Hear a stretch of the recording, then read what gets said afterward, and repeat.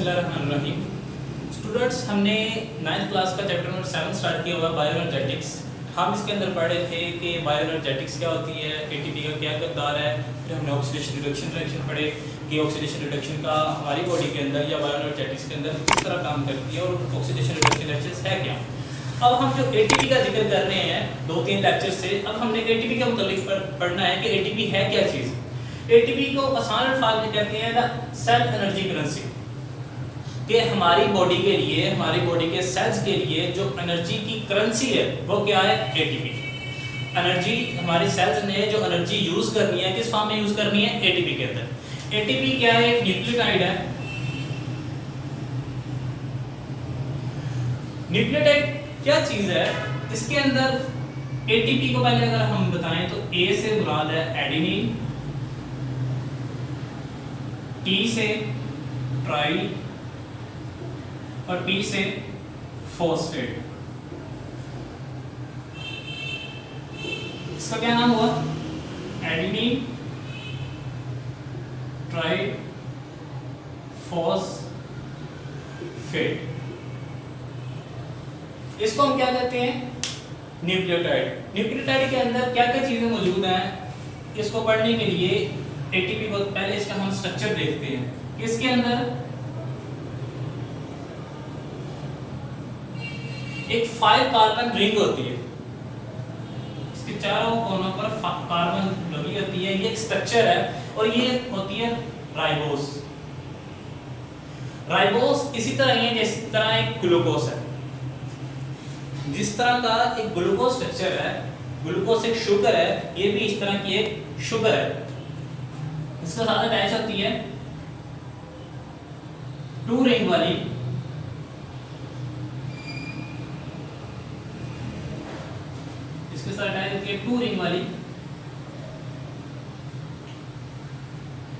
Adenine. जब ये adenine और राइबोस शुगर मिलते हैं तो इन दोनों का कलेक्टिवली नाम क्या दे दिया जाता है, एडिनोसिन। यहाँ पर भी इसका नाम है एडिनोसिन, एडिनो। तो इसके साथ यहाँ पर 3 फॉस्फेट के मॉलिक्यूल अटैच होते हैं, इसलिए इसको कहते हैं एडिनोसिन ट्राइफॉस्फेट। इसका क्या नाम दिया जाता है, एडिनोसिन ट्राइफॉस्फेट। और इस स्ट्रक्चर को मिलकर हम कलेक्टिवली क्या कहते हैं, एटीपी। अब इसका किरदार क्या है और ये है क्या चीज। इसके बेशुमार फंक्शन है हमारी बॉडी के अंदर, जितने भी मेटाबॉलिक एक्टिविटीज होनी है। पहली चीज मैंने बता दी कि ये न्यूक्लियोटाइड है। न्यूक्लियोटाइड किस चीज को कहते हैं, इसके अंदर एक 5 कार्बन रिंग होता है, एक एडेनिन है। एडेनिन क्या चीज है, नाइट्रोजन कंटेनिंग कंपाउंड है। ऐसा कंपाउंड है, ऐसा एक स्ट्रक्चर है, ऐसा सब्सटेंस है जिसके अंदर नाइट्रोजन है। ये नाइट्रोजन बेस भी इसको कहा जाता है। ये नाइट्रोजन कंटेनिंग कंपाउंड, ये राइबोस, इसको शुगर कहते हैं, राइबोस शुगर, और 3 फॉस्फेट, ये इसका स्ट्रक्चर है एटीपी का। अब ये इसको इस्तेमाल कहाँ पर करते हैं, इसके बॉडी के अंदर जितने भी मेटाबॉलिज्म हो रहे हैं, मेटाबॉलिक एक्टिविटीज हो रही हैं, चाहे मैक्रोमोलिक्यूल्स को बनाया जा रहा है, इनको तोड़ा जा रहा है या बनाया जा रहा है, फॉर्मेशन हो रही है, सबके अंदर एटीपी इस्तेमाल होता है। एक दूसरा, हमारी बॉडी ने ग्रोथ करनी है, रिप्रोड्यूस करना है, तमाम बॉडी एक्टिविटीज के लिए हमें एटीपी लाजमी है।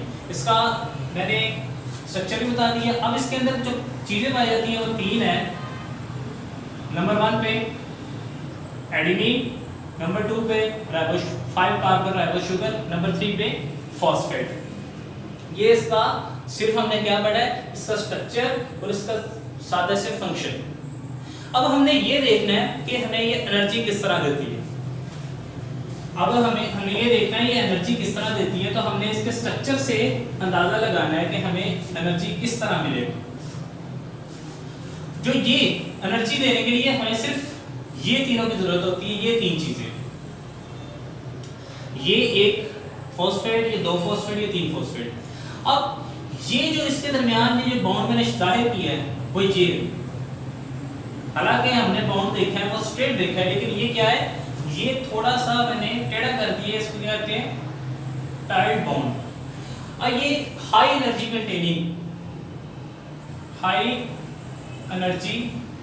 कंटेनिंग बॉन्ड है। जब ये टूटता है तो तब हमें इससे बहुत ज्यादा मिकदार में एनर्जी मिलती है, या फिर जब ये बनेगा, जब हमने इस बॉन्ड को बनाना है तो इससे हमें बहुत ज्यादा मिकदार में एनर्जी देनी पड़ेगी, बहुत ज्यादा मिकदार में एनर्जी देनी पड़ेगी। अब हमने इसी से ही एनर्जी लेनी है। अब हमारी बॉडी कोई एक्टिविटी कर रही है, हमारी बॉडी कोई भी एक्टिविटी कर रही है तो हमारी बॉडी के अंदर एटीपी मौजूद है। हमारी बॉडी के अंदर जब एटीपी मौजूद है तो क्या होगा,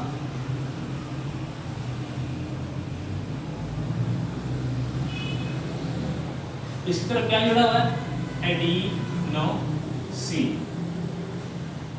अब एटीपी मौजूद है, जब हमें एनर्जी की जरूरत है तो एंजाइम्स वर्क करेंगे और इस एक फॉस्फेट ग्रुप को, फॉस्फेट के दरमियान बॉन्ड को तोड़ देंगे। जब ये तोड़ेंगे तो क्या होगा, ये एटीपी है, एडिनोसिन ट्राइफॉस्फेट, इससे क्या बन जाएगा, एक फॉस्फेट अलग हो जाएगा, एक फॉस्फेट अलग हो गया। पीआई का मतलब है इनऑर्गेनिक। जब एक फॉस्फेट अलग हो गया तो बाकी कितने रह गए, दो। दो का मतलब है डाइफॉस्फेट। एक अलग हो गया तो बाकी रह गए दो। दो का मतलब डाइफॉस्फेट, इस पर कह देंगे एटीपी की बजाय एडीपी, एडिनोसिन डाइफॉस्फेट। अब हमें इससे मिला क्या चीज, मिली क्या चीज है, ये जो बॉन्ड टूटा है, ये बॉन्ड टूटने की वजह से हमें 7.3 किलो कैलोरीज एनर्जी मिली है। एक बॉन्ड टूटने की वजह से हमें जो एनर्जी मिली है वो 7.3 किलो कैलोरीज पर मोल। ये एंजाइम्स की मौजूदगी में रिएक्शन होता है। और एंजाइम्स को हमेशा वर्क करने के लिए क्या चीज चाहिए होती है, वाटर। इसलिए यहाँ पर वाटर भी लाजमी रिक्वायरमेंट है। अब ये हमें यहाँ से एनर्जी मिल गई। अगर हमने मजीद एनर्जी चाहिए, हमने मजीद एक्टिविटी करनी है, हमने और काम करना है, तो हमारे पास अगर एटीपी नहीं है, हमारे पास अगर एटीपी नहीं है तो हम फिर क्या करेंगे, हमारी बॉडी क्या करेगी, हमारे एंजाइम्स क्या करेंगे, ये जो मौजूद है एडीपी, इसके अंदर क्या है, 2 फॉस्फेट मौजूद है, फिर 2 फॉस्फेट रहेगी और यहाँ पर एडिनोसिन। तो फिर क्या करेगी, एंजाइम्स मजीद पानी की मौजूदगी में, वाटर की मौजूदगी में इस बॉन्ड पर एक्ट करेगा और इस बॉन्ड को तोड़ देगा। इस बॉन्ड को तोड़ने की वजह से पीछे क्या रह जाएगा, एक फॉस्फेट, इसको कहेंगे मोनोफॉस्फेट। मोनोफॉस्फेट, एक बॉन्ड, एक पीआई अलग हो गया, इनऑर्गेनिक फॉस्फेट एक अलग हो गया, बाकी क्या बचा, एएमपी। और इस बॉन्ड के टूटने की वजह से 7.3 किलो कैलोरीज पर मोल। एक मोल एटीपी जब टूटेगा तो इसके अंदर से 7.3 किलो कैलोरीज एनर्जी निकलेगी। ये था हमारा सिंपल सा मेथड कि एनर्जी इसके अंदर से किस तरह निकलती है और एनर्जी इसके अंदर स्टोर किस तरह होती है। ये बॉन्ड की फॉर्म में स्टोर होती है। अब जब हमने ये एनर्जी सारी इस्तेमाल कर ली, हमने वर्किंग कर ली, फिर हमें जब भूख लगी, हमने खाना खाया, हमने खुराक हासिल की, फूड और ऑर्गेनिक कंपाउंड्स अपनी बॉडी में लेके गए, तो फिर क्या होगा, फिर हम ऑर्गेनिक कंपाउंड्स तोड़ेंगे, ग्लूकोज, लिपिड्स या फिर प्रोटीन तोड़ेंगे। तोड़ने से फिर क्या एनर्जी बनेगी, वो एनर्जी को दोबारा हम क्या करेंगे, ये जो हमारे पास एएमपी है, एएमपी और पीआई, एएमपी एडिनोसिन मोनोफॉस्फेट और फॉस्फेट, इनके दरमियान इनको मजीद इसको एनर्जी देंगे। कौन सी एनर्जी, जो ग्लूकोज, कार्बोहाइड्रेट्स, लिपिड्स या फैट्स या प्रोटीन से आई है, वो इनको एनर्जी देंगे। एनर्जी देने की वजह से ये दोनों का आपस में दोबारा बॉन्ड बन जाएगा और ये एएमपी से एडिनोसिन मोनोफॉस्फेट से दोबारा क्या बन जाएंगे, एडीपी।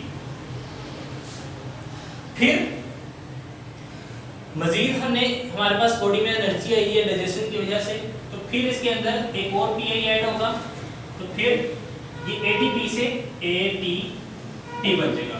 ये सिंपल सा प्रोसेस था कि एटीपी हमें एनर्जी देता किस तरह है, फॉस्फेट बॉन्ड तोड़ता रहता है और उससे हमें 7.3 किलो कैलोरीज पर मोल एनर्जी मिलती रहती है। फिर जब एटीपी खत्म हो जाते हैं फिर एटीपी टूटता है और एएमपी बनाता है। उसके बाद जब ये सारे एएमपी आ जाते हैं तो फिर हमें एनर्जी की ज़रूरत होती है। हमारी बॉडी बाहर से एनर्जी लेती है, एनर्जी की फॉर्म में ऑर्गेनिक कंपाउंड्स लेते हैं, जो केमिकल बॉन्ड होते हैं उसके अंदर CH बॉन्ड होता है, वो टूटता है, उससे फिर दोबारा एनर्जी लेके फॉस्फेट बॉन्ड इसके साथ अटैच करते जाते हैं और एटीपी बना देते हैं। एटीपी बना देते हैं, फिर दोबारा हम काम करते हैं तो फिर यही एनर्जी हमें टूट के मिलती रहती है। और ये तो हमारा सिंपल सा प्रोसेस कि एटीपी है क्या चीज़, उसका स्ट्रक्चर किस तरह का है, उससे हम एनर्जी किस तरह लेते हैं। और इसके मुताबिक कोई भी क्वेश्चन हो तो आप लोग कमेंट करके पूछ सकते हैं। शुक्रिया।